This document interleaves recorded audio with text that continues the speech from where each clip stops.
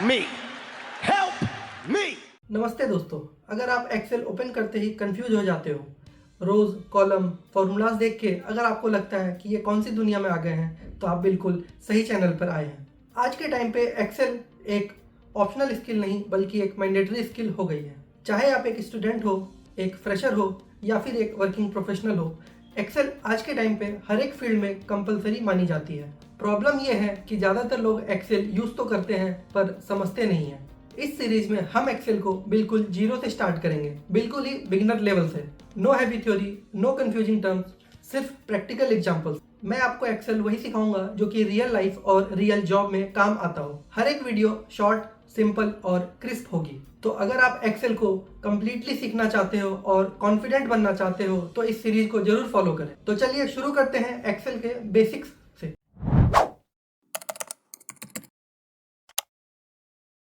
सबसे पहले हम लोग एक एक्सेल फाइल क्रिएट कर लेते हैं। माउस के कर्सर पे राइट क्लिक करेंगे, यहाँ से हम न्यू पे क्लिक करेंगे। न्यू पे जाने के बाद यहाँ पे हमारे पास एक ऑप्शन आएगा माइक्रोसॉफ्ट एक्सेल वर्कशीट पे क्लिक करेंगे तो हमारी एक्सेल वर्कशीट बन के तैयार हो जाएगी।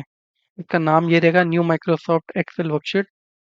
अगर हमें शीट का नाम चेंज करना है तो हम इस पर राइट क्लिक करेंगे और इस रीनेम पे क्लिक करेंगे और यहाँ से जाके हम इसका नाम चेंज कर सकते हैं। तो नाम रख देते हैं एक्सेल क्लास 1। रीनेम करने का दूसरा तरीका है कि आप सिंपली F2 प्रेस करोगे तो ये एडिटेबल फॉर्म में आ जाएगा और आप इसके नाम को रीनेम कर सकते हो। ठीक है, तो चलिए अब इस शीट को ओपन करते हैं एक्सेल क्लास 1 कि ये हमारा एक बेसिक एक्सेल का सेटअप है। एक्सेल की शीट है, ठीक है, दिस इज कॉल्ड वर्कबुक। ठीक है, अब इसके कुछ एक अलग अलग पार्ट होते हैं, जैसे कि टॉप में आप देखोगे ये एक पार्ट है, राइट साइड में आप देखोगे ये एक और पार्ट है। ऐसे करके अलग अलग इसके पार्ट्स होते हैं, वो मैं धीरे धीरे एक्सप्लेन करूंगा आपको कि क्या क्या पार्ट्स होते हैं एक्सेल शीट में। सबसे टॉप पे जो यहाँ पे आ रहा है एक्सेल क्लास 1, ये हमारी शीट का नाम है जो भी अभी हमने रीनेम कर रखा है एक्सेल क्लास 1 के नाम से। आप इसके ड्रॉप डाउन को यहाँ क्लिक करोगे तो यहाँ पे आपको फाइल का नेम दिखेगा। आप यहाँ से भी इसको चाहो तो रीनेम कर सकते हो और ये फाइल कहाँ पे सेव्ड है आपकी, उसकी लोकेशन आपको यहाँ दिखेगी। इस पूरे शीट को हम लोग बोलते हैं स्प्रेडशीट बोलेंगे या फिर एक MS एक्सेल वर्कबुक बोल सकते हैं। ठीक है, अब इसमें आ जाते हैं एक्सट्रीम राइट साइड में। एक्सट्रीम राइट साइड में आप देखोगे तो यहाँ पे एक ये आइकन बन के आ रहा है जिसमें MS लिख रखा है। ये मेरा ईमेल आईडी है, मेरा ही नाम, ये मेरी ही नाम से प्रोफाइल बन रखी है। मैंने माइक्रोसॉफ्ट ऑफिस का सब्सक्रिप्शन ले रखा हुआ है, तो ये उसी को दर्शा रहा है यहाँ पे। उसके बाद राइट साइड में आपको एक ये आइकन दिखेगा, ये मिनिमाइज का आइकन है। अगर आप इसको क्लिक करोगे तो आपकी स्क्रीन मिनिमाइज हो जाएगी। अगेन आप इसको क्लिक करोगे तो आपकी वर्कबुक स्क्रीन पे आ जाएगी। ये सेकंड वाला जो है ये है रीसाइज करने के लिए। इस पे क्लिक करोगे तो आपका वर्कबुक छोटा हो सकता है, आप इसको यहाँ से रीसाइज कर सकते हो ऐसे करके। वापस से इस पे अगर आप दोबारा क्लिक करोगे तो ये पूरी कंप्लीट वर्कबुक बन के आ जाएगी। उसी तरह ये लास्ट जो सिंबल है क्रॉस का, ये है शीट को क्लोज करने के लिए। ठीक है, अब हम आते हैं हमारे वर्कबुक के लेफ्ट हैंड साइड पे। लेफ्ट हैंड साइड पे एक तो ये ऑटो सेव का ऑप्शन आ रहा है। अगर आप इसको ऑन करके रखोगे तो आपने जिस भी लोकेशन पे इस फाइल को सेव कर रखा है तो ये ऑटोमेटिक सेव होता जाएगा। अगर आप उस फाइल पे कुछ भी काम कर रहे हो तो वो हर स्टेप के बाद ये ऑटोमेटिक सेव होता जाएगा। फिलहाल के लिए मैं इसको ऑफ कर देता हूँ। उसके बाद हमारे पास ये 3 आइकन, इसको हम बोलते हैं क्विक एक्सेस टूल बार। यहाँ पे जो भी फंक्शनैलिटी एक्सेल की जो हम रेगुलरली यूज करते हैं या फिर जिसकी ज़रूरत हमें टाइम टू टाइम पड़ती रहती है वो हम यहाँ पे रखते हैं। करंटली आप यहाँ पे देख पा रहे हो ये है सेव का आइकन। इस पे क्लिक करेंगे तो हमारा वर्कबुक सेव हो जाएगा। This is undo and this is redo. ये क्विक एक्सेस टूल बार ये भी एडिटेबल है। यहाँ पे आप अपनी चॉइस के हिसाब से फंक्शनैलिटी ऐड कर सकते हो, वो मैं आपको बाद में बताऊंगा। इसके बाद हम आ जाते हैं टैब पे। ये नीचे ये जो दिख रहा है आपको files, home, insert, page layout, formulas, data review, इन सबको हम बोलेंगे tab. This is home tab, this is insert tab, this is page layout, this is formulas, data review, view, help, ऐसे करके मल्टीपल टैब्स होते हैं। Again this is editable, customizable, हम यहाँ पे और भी टैब्स ऐड कर सकते हैं अपनी पसंद के हिसाब से। कोई भी एक स्पेसिफिक टैब जो है ये मल्टीपल ग्रुप्स में बटा हुआ है। जैसे होम का टैब है, होम के टैब के नीचे आप देखोगे मल्टीपल ग्रुप्स है। एक है क्लिपबोर्ड, फिर है हमारे पास फॉन्ट, फिर है alignment, then we have numbers, styles, cells, editing, एडिंग्स। ये मल्टीपल ग्रुप्स हैं जो कि इस होम टैब के अंडर में आ रहे हैं और ये सारे ग्रुप सेपरेटेड हैं बाय दिस स्ट्रेट लाइन। ये एक लाइन ड्रॉ हुआ हुआ है यहाँ पे, इस लाइन के द्वारा ये सारे ग्रुप सेपरेटेड है। उसी तरह आप अगर इंसर्ट पे चेक करोगे तो इंसर्ट पे हमारे पास टेबल्स करके एक ग्रुप है, इलस्ट्रेशंस करके एक ग्रुप है, चार्ट करके एक ग्रुप है, likewise sparkle lines, filters, link, comments, text, symbols, ऐसा करके मल्टीपल ग्रुप बने हुए हैं। सिमिलरली पेज लेआउट में भी है, फॉर्मूलाज में भी है, डेटा में भी है, रिव्यू में भी है, ऐसे सारे में होंगे। तो अभी तक हमने क्या सीखा है? अभी तक हम ये जानते हैं कि इसको बोलते हैं क्विक एक्सेस टूल बार। ये सारे हो गए हमारे अलग अलग टैब्स। टैब्स के अंदर में हमारे पास ग्रुप हो गए हैं। राइट हैंड साइड में हमारे पास रिसाइज करने का ऑप्शन है, मिनिमाइज करने का ऑप्शन है और फाइल को क्लोज करने का ऑप्शन है। अब चलते हैं फाइल में, यहाँ नीचे की ओर। इधर आप देखोगे हमारे पास यहाँ पे ये लिख रखा है शीट 1। शीट 1 बेसिकली इस वर्कशीट का नाम है और यहाँ पे प्लस का सिंबल है। तो हम अगर चाहें तो मल्टीपल वर्कशीट ऐड करते हैं। वर्कशीट मतलब क्या हुआ? जिस पेज पे हम काम कर रहे हैं। अभी हम शीट 1 पे काम कर रहे हैं तो ये शीट 1 लिख रखा है। अगर मेरे को और पेजेज ऐड करने हैं तो यहाँ प्लस पे हम क्लिक करेंगे। आप देखो यहाँ शीट 2 ऐड हो गई है। ऐसे करके हम प्लस पे क्लिक करते जाएंगे और ये मल्टीपल शीट्स ऐड होती जाएंगी। अच्छा, अब ये शीट को अगर मुझे डिलीट करना है तो कैसे करेंगे? राइट क्लिक करेंगे, यहाँ पे डिलीट का ऑप्शन आ रहा है, डिलीट करेंगे तो ये शीट हमारी डिलीट हो जाएगी। ठीक है। अब जैसे शीट को मुझे रीनेम करना है तो मैं शीट पे राइट क्लिक करूंगा, रीनेम का ऑप्शन आएगा, मैं इस पे क्लिक करके शीट को रीनेम कर सकता हूँ कुछ भी। ठीक है। एक्सेल, इसका नाम दे देते हैं एक्सेल वर्कशीट। ठीक है। दूसरा तरीका है रीनेम करने का। आप इस शीट 2 पे कर्सर को लाके डबल क्लिक करोगे तो ये आपका एडिटेबल फॉर्म में आ जाएगा। इसको आप किसी भी तरह रीनेम कर सकते हो। लेट्स से हमने इसको रीनेम किया एक्सेल वर्कशीट 2। ठीक है। ऐड और डिलीट करना मैंने आपको बता ही दिया। राइट क्लिक करोगे, डिलीट पे क्लिक करोगे, ये डिलीट हो जाएगी। अगर मेरे को चाहिए कि मैं मल्टीपल शीट्स को एक साथ मेरे को डिलीट करना है तो मैं इस पे कर्सर लेके आऊंगा, कंट्रोल की प्रेस करूंगा, शीट 7 सेलेक्ट करूंगा, शीट 6 सेलेक्ट करूंगा। अब ये सारा सेलेक्टेड है। अभी मैं राइट क्लिक करूंगा तो ये तीनों शीट एक साथ डिलीट होगी। अब समझते हैं रोज एंड कॉलम के बारे में। इस एक्सेल वर्कबुक में ये जो ABCD करके हमें दिख रही है, ये हमारी कॉलम्स हैं। Column A, column B, column C, column D, column E। उसी तरह हॉरिजेंटल लाइंस हमारे पास जो है, इनको हम रो बोलते हैं। Row number 1, row number 2, row number 3, row number 4, ऐसे करके किसी भी स्पेसिफिक कॉलम और रो, इसके कॉम्बिनेशन का जो इंटरसेक्शन होता है। जैसे कि ये कॉलम सी मैंने सेलेक्ट किया, यहाँ पे रो नंबर 6 मैंने सेलेक्ट किया, इसका इंटरसेक्शन ये पॉइंट आ रहा है, ये स्पेसिफिक सेल। ये हर एक बॉक्स को हम सेल बोलते हैं, ये स्पेसिफिक सेल। ये क्या हो गया? इसका नाम है। इसका नाम क्या है? इसका नाम है कॉलम C, रो नंबर 6, यानी कि C6। ये नाम आप यहाँ देख सकते हो, यहाँ पे लिख रखा है। इसको हम बोलते हैं नेम बॉक्स।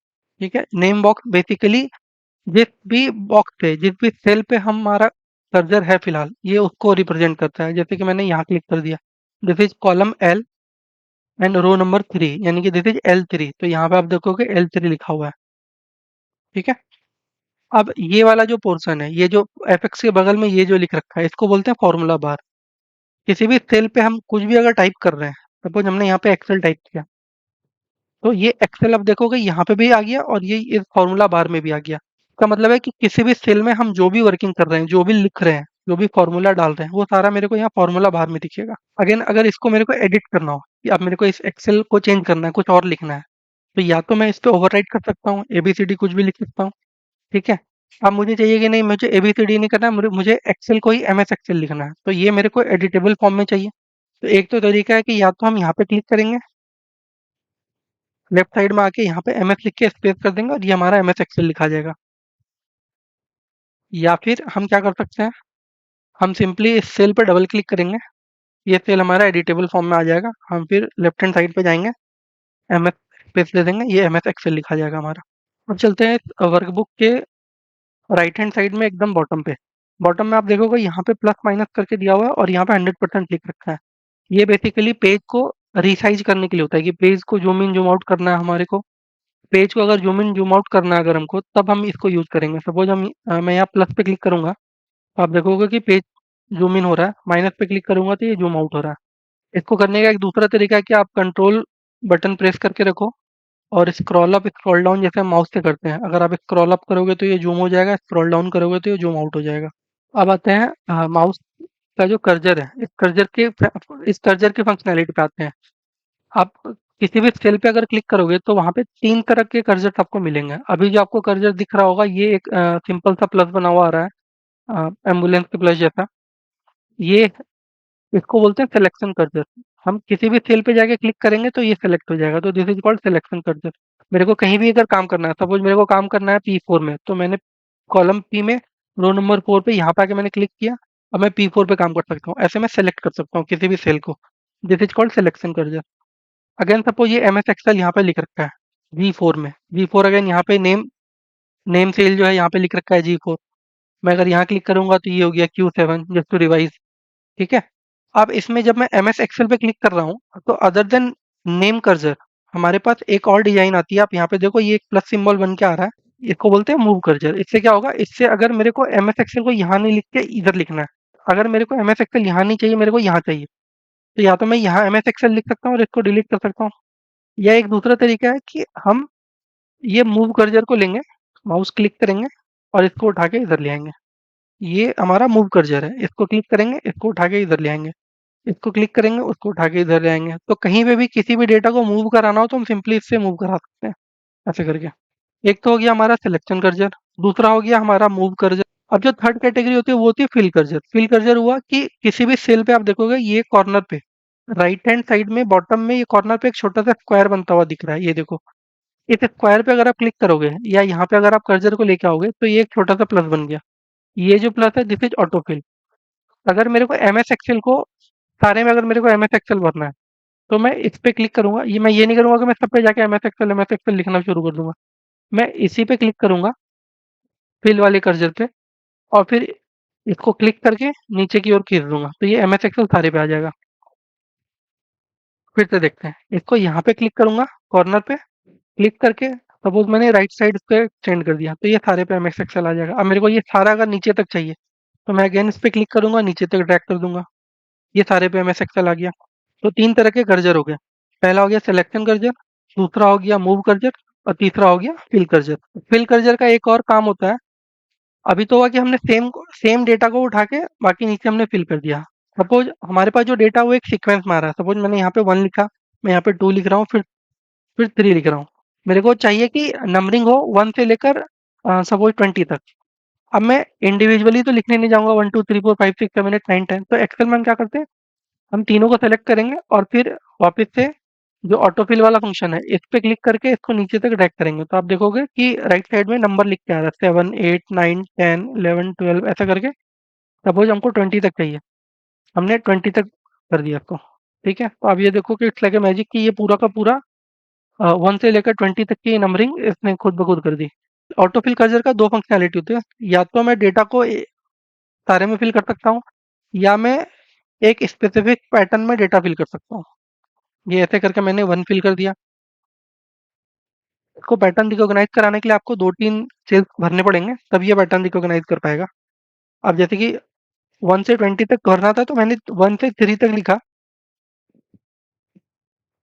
तो इसको एक्सेल को समझ में आ गया कि मैं काउंटिंग लिख रहा हूँ, 1 2 3 4 लिख रहा हूँ, तो इसको ये समझ में आया।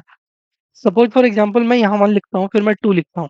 अब मैं ट्राई करता हूँ कि क्या होता है ऑटो फिल में। मैं इसको पकड़ के अगर मैं ड्रैग करूंगा तो इससे भी इसको समझ में आ गया कि मैं यहाँ पे काउंटिंग लिख रहा हूँ। ठीक है। अब सपोज मैंने यहाँ लिखा जनवरी फरवरी। ठीक है। अब मैं इस केस में ट्राई करता हूँ कि क्या होता है। इसको जब मैं फिल करूंगा तो एक्सेल खुद ब खुद समझ जा रहा है कि मैं यहाँ पे मंथ्स के नाम लिख रहा हूँ, तो ये दिसंबर तक खुद ब खुद लिख के दे देगा मुझे। ऐसे ही 2 या 2 से अधिक सेल्स में अगर हमने कोई डेटा भर रखा है, उसके बाद अगर हम ऑटो फिल फंक्शन को यूज करते हैं, ऑटो फिल कर्सर को यूज करते हैं, तो वो उसी सीक्वेंस में डेटा आगे फिल करेगा। अगर किसी एक ही सेल पे डेटा फिल किया हुआ है और हम इसी को अगर ड्रैग करेंगे तो ये सेम डेटा को बाकी सेल्स में भी फिल करेगा। अब हम एक दूसरी फंक्शनैलिटी पे बात करेंगे। सपोज किसी सेल पे हमने लिख रखा है आई लव माई कंट्री। अब इस केस में आप देखोगे ये आई लव माई तो इस सेल में आ रहा है, बट ये कंट्री बाहर हो गया, सेल से बाहर चला गया। अब इसको सेल के अंदर अगर लाना है तो मेरे को इस कॉलम को रिसाइज करना पड़ेगा। उसका एक तरीका तो है कि मैं ऊपर कॉलम सी सेलेक्ट करूं, इसके साइड में ये जो लाइन दिख रही है ना जहाँ पे कॉलम सी खत्म हुई है, इसको क्लिक करके इधर ड्रैग कर दूं, एक्सपेंड कर दूं, थोड़ा सा स्ट्रेच करूंगा तो ये फिल हो जाएगा। एक तो ये तरीका है। दूसरा तरीका क्या है? दूसरा तरीका मैं सिंपली यहाँ पे जाके डबल क्लिक करूंगा तो ये ऑटो एडजस्ट हो जाएगा। अभी तक हमने क्या सीख लिया? अभी तक हम एक्सेल वर्कबुक का जो स्ट्रक्चर है अभी तक हमने वो देख लिया कि राइट हैंड साइड पे हमारे पास मिनिमाइज का ऑप्शन है, रीसाइज का ऑप्शन है, वर्कबुक को क्लोज करने का ऑप्शन है, ये क्विक एक्सेस टूल बार है, इसको हम टैब्स बोलते हैं। टैब्स के अंडर में हमारे पास ग्रुप्स बन रखे हैं, ये हमारी अलग अलग वर्कशीट्स हैं, इससे हम रिसाइज कर सकते हैं प्लस माइनस। तो ये रिसाइज करने का मैंने आपको तरीका बता दिया, प्लस करेंगे तो ये जूम इन हो जाएगा, माइनस करेंगे तो जूम आउट हो जाएगा। ठीक है। हमने रोज और कॉलम्स के बारे में सीख लिया, हमने ये नेम बॉक्स होता है इसके बारे में सीख लिया, हमने फॉर्मूला बॉक्स के बारे में सीखा, हमने सेल को रिसाइज करना भी सीख लिया कि किस तरह से सेल को रिसाइज करते हैं। हमने 3 तरह के कर्सर के फंक्शनैलिटी के बारे में सीखा। एक तो सिलेक्शन कर्सर हो गया, दूसरा हो गया मूव कर्सर, जो सिंपली हम डेटा मूव कर सकते हैं, यहाँ से उठा के कहीं भी लेके जा सकते हैं। तीसरा हो गया ऑटोफिल कर्सर। अब हम सीखेंगे कि किसी भी एक्सेल फाइल को हम सेव कैसे करते हैं, हमारा जो काम है हम उसको सेव कैसे करते हैं। अब सपोज करो हमारे पास एक नई वर्कबुक है और हम इसको सेव करना चाह रहे हैं। ठीक है। इसको सेव करने का एक तरीका है, या तो हम यहाँ सेव पे क्लिक करेंगे, हमारे पास ये ऑप्शन आ जाएगा कि फाइल का नाम आप क्या देना चाहते हैं। वहाँ पे आप रीनेम कर सकते हो और आप लोकेशन चूज कर सकते हो कि किस लोकेशन पे आप सेव कर सकते हो। या दूसरा तरीका, आप फाइल पे जाओगे, आप सेव एज पे क्लिक करोगे, सेव एज के बाद आप जिस लोकेशन पे आपको सेव करना है इसको उसको आप यहाँ से ब्राउज करोगे। तो मैंने ब्राउज पे क्लिक किया। अब सपोज मुझे इसे डेस्कटॉप पे सेव करना है तो मैंने डेस्कटॉप को सेलेक्ट किया, फाइल का नाम मैंने चेंज किया, सपोज मैंने फाइल का नाम रख दिया कपल ऑफ ट्रेडर्स। ठीक है। Save as type will be Excel workbook only. अब हम यहाँ पे सेव पे क्लिक करेंगे और ये फाइल हमारी डेस्कटॉप पे सेव हो गई। अब इसको अगर मेरे को चेक करना है तो आप देख सकते हो कि हमारे पास डेस्कटॉप पे एक कपल ऑफ ट्रेडर्स करके एक फाइल बन गई। ठीक है। ये वही फाइल है जो हम यहाँ पे यूज कर रहे हैं। अब यहाँ पे क्लिक करोगे तो आपको यहाँ पे दिख जाएगा कि इसका एग्जैक्ट लोकेशन क्या है। अभी फिलहाल डेस्कटॉप पे है, कपल ऑफ ट्रेडर्स के नाम से यहाँ पे सेव है ये फाइल। अब मैं इस फाइल में काम कर रहा हूँ, मेरे को एक नई फाइल ओपन करनी है, तो उसके लिए मैं फाइल पे जाऊंगा, न्यू पे क्लिक करूंगा और ये एक ब्लैंक वर्कबुक में सेलेक्ट करूंगा, तो आप देखोगे बुक 3 न्यू वर्कबुक हमारी यहाँ क्रिएट हो गई है। एक दूसरा तरीका है, शॉर्टकट तरीका है, आप सिंपली कंट्रोल और एन प्रेस करोगे तो एक नई वर्कबुक खुल जाएगी विच इज वर्कबुक 4।